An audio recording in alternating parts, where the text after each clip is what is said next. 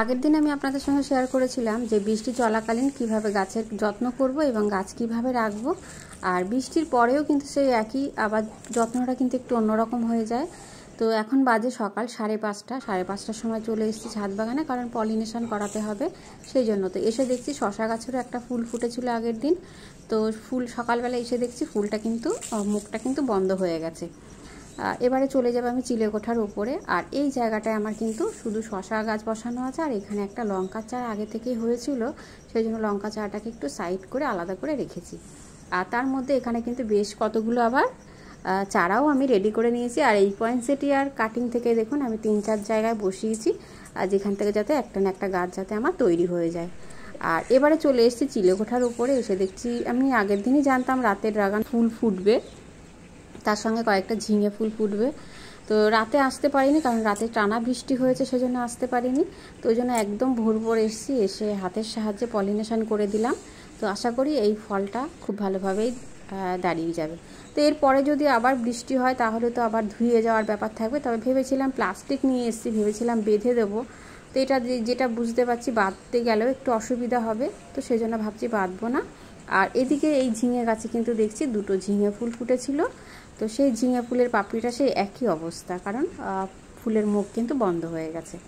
তো বন্ধ হয়ে গেছে, কিছু করার নেই। এর মধ্যেই আমি আবার একটু পলিনেশন করাবো। করানোর পরে আমি যেটা করব সেটা হচ্ছে প্লাস্টিক দিয়ে কিন্তু আমি এটাকে বেঁধে দেবো, যাতে বৃষ্টিতে যেটুকু পরাগ লাগলেও সেটা যাতে ধুয়ে না যায়।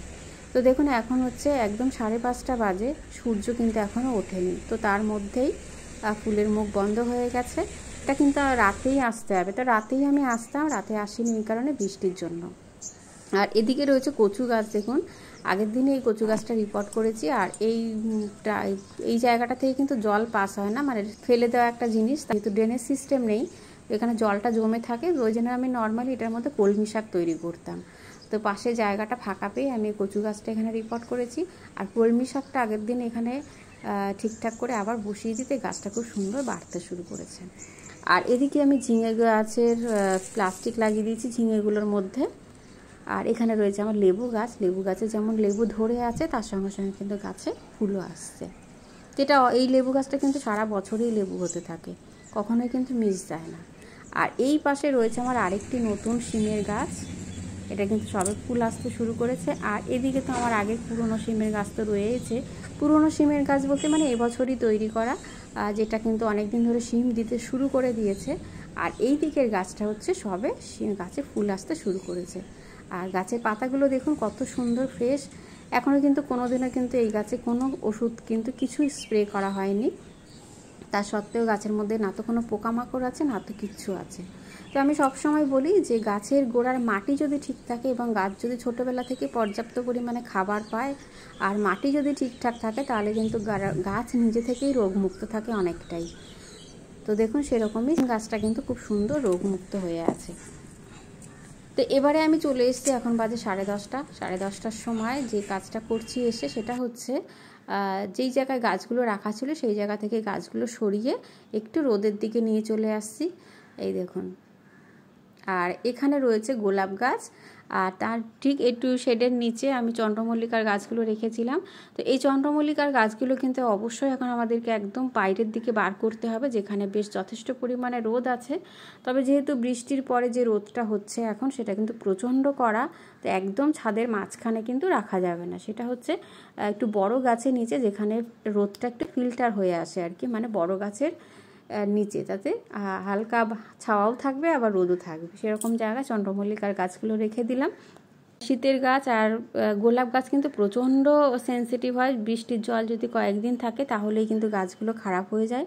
চন্দ্রমল্লিকার গাছও সেম, বৃষ্টির জল কিন্তু একদম পছন্দ করে না। তো যেহেতু লাগাতার কয়েকদিন ধরে বৃষ্টি হলো, তো এখন বৃষ্টির পরে গাছগুলোকে এমন জায়গায় রাখতে হবে যেখানে যাতে গাছের গোড়াটা খুব তাড়াতাড়ি শুকিয়ে যায়।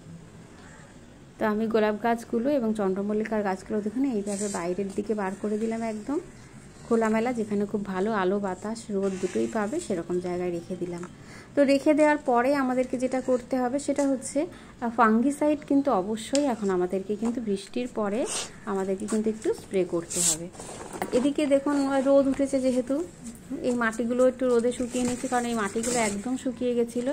বৃষ্টির কারণে কিন্তু আবার ভিজে গেছে। এটা আমি রোদে মানে এটা আমি আর ঘরে ঢোকাতে পারিনি, বাইরেই ছিল। ওই জন্য টানা যেহেতু 3-4 দিন বৃষ্টি হলো, সেই জন্য কিন্তু একদম আবার ভিজে গেছে। আর ছাদ বাগানটা দেখুন, আগের দিন যে ব্লিচিং পাউডার দিয়ে পরিষ্কার করেছিলাম, তো ব্লিচিং পাউডার লাগানোর কিছুক্ষণের মধ্যেই কিন্তু প্রচণ্ড বৃষ্টি চলে এসেছিলো। তো তার সত্ত্বেও কিন্তু ছাদটা কিন্তু খুব ভালো পরিষ্কারও হয়ে গেছে। তো এবারে চলে এসেছি ফাঙ্গিসাইডের প্যাকেটটা নিয়ে। সেটা হচ্ছে দেখুন, এইভাবে আমি গাছের গোড়া একটু একটু করে দিয়ে দিচ্ছি, কারণ চন্দ্রমল্লিকা গাছে বিশেষ করে দিতেই হবে, কারণ চন্দ্রমল্লিকা গাছ যেহেতু প্রচণ্ড সেন্সিটিভ। তো এইভাবে স্প্রে করে দেওয়া যেত, কিন্তু আমার এই মুহূর্তে আর স্প্রে করার সময় নেই। ওই জন্য আমি একদম গাছের গোড়ায় দেখুন গোলাপ গাছগুলো একটু খুঁড়ে নিয়েছি, নিয়ে একটু একটু করে পাউডারটা ছড়িয়ে দিচ্ছি, কারণ আকাশে এখনও মেঘ আছে, বৃষ্টি হতে পারে। সেই জন্য গাছের গোড়া অল্প অল্প করে দিয়ে দিচ্ছি। শুধু এই সেন্সিটিভ কয়েকটা গাছে দেবো, সমস্ত গাছের ক্ষেত্রে নয়। তো এইভাবে দিলে কিন্তু আমাদের শীতে চন্দ্রমল্লিকা গাছ এবং এই দোপাটি গাছগুলো কিন্তু খুব ভালো থাকবে। তো বৃষ্টি কমে যাওয়ার পরে এই সামান্য যত্ন কিন্তু আমাদেরকে অবশ্যই করতে হবে গাছগুলোকে ভালো রাখতে।